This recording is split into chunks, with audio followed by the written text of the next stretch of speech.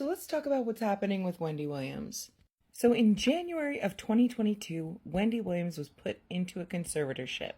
And this is really wild. She was put into a conservatorship by her bank, Wells Fargo. So the person who's in charge of all of her money right now is somebody called Sabrina Morrissey. But basically, Wendy Williams went to her bank, Wells Fargo, and then Lori Schiller, her financial advisor, took one look at Wendy and said she's not making sound decisions when it comes to her finances. So before someone else can take advantage of her, like maybe her son, then we're going to take advantage of her. So they put her in a conservatorship. And basically, she cannot spend any of her own money because her bank put her into a conservatorship. And since they've put her in a conservatorship, they have sold off her home. And her best friend, Regina Shell, has said, I don't know. I have no proof of life. Even that recent quote we got about Wendy Williams saying something about Diddy, we don't know. There's no video of it. We don't know that that's her. And this could probably, I don't know. I think that this should make everyone nervous because you can just go into the bank and your financial advisor at the bank and say, hey, I don't like the way you look, or maybe you look sick and I don't think you can handle your finances.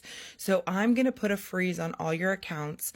I'm going to put somebody in charge of your money, and you are pretty much incapacitated. You can't leave your building and get a coffee without running it through your financial advisors first. And let's talk a little bit about Wells Fargo, who is taking control of Wendy Williams' money without really her consent because she's been fighting to get out of this conservatorship. So Wells Fargo hired this guy, Tim Nides, back in October of 2023, and he joined Wells Fargo and then quickly stepped down because it was October of 2023, and he's an ambassador to Israel. He's also worked for Blackstone and for Credit Suisse. So that's just an interesting person to keep an eye on, but he might have been part of the loan that Israel got that was worth $500 million for weapons, and Wells Fargo gave them that loan. And some of that money could possibly have been coming from Wendy Williams. Now, Wendy Williams got in this whole mess because of her son, Kevin Hunter Jr. I think that his spending on her account was what made it so that Lori Schiller was able to maybe flag some of her accounts, possibly. So Kevin Hunter Jr. is the son also of Kevin Hunter Sr., which Kevin Hunter was the producer at the Wendy Williams show, and very famously, he had a baby on Wendy Williams, and Wendy completely didn't know anything about it. She went over to the house, found them together. So they were divorced, and he wanted spousal support. That was a whole other legal battle, but maybe I think that this part of the legal battle could have also flagged her accounts. And so they were saying at Wells Fargo, before we can have someone else take the money, we're going to take the money. So Kevin Hunter now is contesting the divorce, saying that they should still legally be married, even though he's been with this other woman raising a child for multiple years now. And Wendy has been incapacitated. So Kevin, if he was reinstated as the husband, then he could probably step in and be maybe Sabrina Morrissey's replacement. Who knows?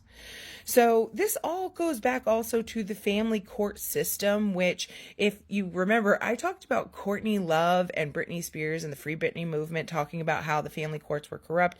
There was recently a recorded call of the family court system in Michigan talking about how they could basically trade children for money.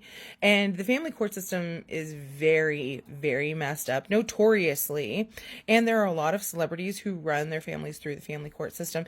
And I just want to remind you that Leonard Leo is part of that because he definitely runs the judges. He is in charge of the judges who gets elected into judges. He's trying to make it so every sitting judge in America is a white Christian man. This is also, of course, connected to elected officials. And for the Wendy Williams case, this public person, this family courts matter, this banking matter, the court documents are sealed. Isn't that so interesting? Because the court documents are sealed on how this bank was able to take Wendy Williams's money and send it to Israel. Isn't that nuts?